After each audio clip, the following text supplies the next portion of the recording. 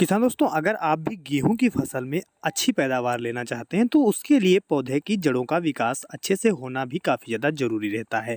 अगर पौधे की जड़ों का विकास अच्छा होगा तो उसे ज़रूरी पोषक तत्व, मिनरल्स और वाटर भी आसानी से मिल पाएगा, क्योंकि अगर पौधे की जड़ें छोटी रह जाती हैं, जड़ों का विकास अच्छा नहीं हो पाता है तो ज़रूरी पोषक तत्व और सही समय पर उसको अच्छी मात्रा में पानी और ज़रूरी पोषक तत्व नहीं मिल पाते हैं, जिसके कारण पौधे की ग्रोथ रुक जाती है और उसकी टिलरिंग भी अच्छी नहीं होती है। अगर पौधे में हरियाली कम है, ग्रोथ अच्छी नहीं हुई, टिलरिंग अच्छी नहीं होगी तो अधिक बालियाँ नहीं आएंगी।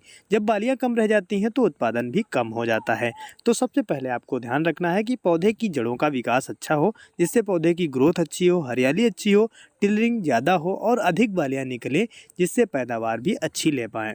तो सबसे पहले हम आपको बता दें कि इसके लिए आपको क्या करना होगा। जड़ों के विकास के लिए सबसे ज़रूरी जो पोषक तत्व होता है वो है फास्फोरस। फास्फोरस पौधे की जड़ों का विकास करता है, गहराई तक पहुंचाता है, तने में मजबूती भी प्रदान कराता है।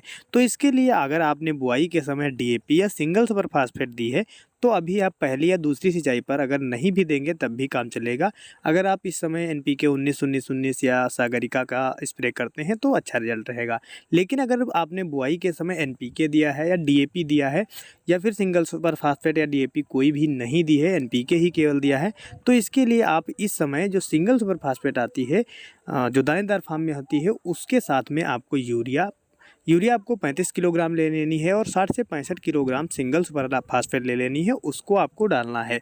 इसके साथ में आपको जो दानेदार फार्म में ह्यूमिक एसिड आता है वो भी देना है, क्योंकि ह्यूमिक एसिड हमारे पौधे की जड़ों के विकास में काफ़ी सहायक रहता है, जिसकी मदद से पौधे की जो जड़ें हैं उनका विकास अच्छा होगा, टिलरिंग भी काफ़ी अच्छी होगी। ध्यान रखें, इस समय फास्फोरस और जो नत्रजन, इसकी पूर्ति के लिए आप एनपीके 19-19-19 भी दे सकते हैं। लेकिन अगर आपने बुआई के समय जो डीएपी या सिंगल सुपर फास्फेट दी है तब, अगर आपने इससे पहले ये कार्य नहीं किए हैं, बुआई के समय डीएपी सिंगल सुपर फास्फेट नहीं दे पाए हैं, तो इस समय आप सिंगल सुपर फास्फेट यूरिया दें।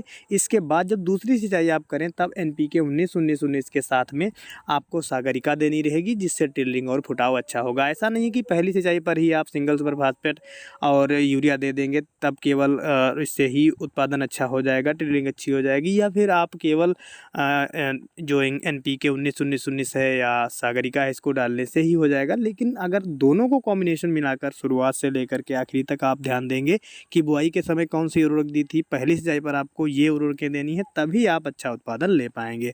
तो इन सारी चीज़ों को आप ध्यान में रखें और ह्यूमिक एसिड एक बार अपनी फसल में ज़रूर दें जब आपके पौधे की जड़ों का विकास हो रहा हो। पौधे की जड़ों का विकास शुरुआती अवस्था से ही शुरू हो जाता है, तभी हमारे पौधे को इन सारे पोषक तत्वों की जरूरत होती है, जिनको आप समय रहते पूर्ति करके पौधे का विकास अच्छे से कर सकते हैं। दोस्तों, जानकारी अच्छी लगी हो तो वीडियो को लाइक करें, ज़्यादा से ज़्यादा शेयर करें। धन्यवाद।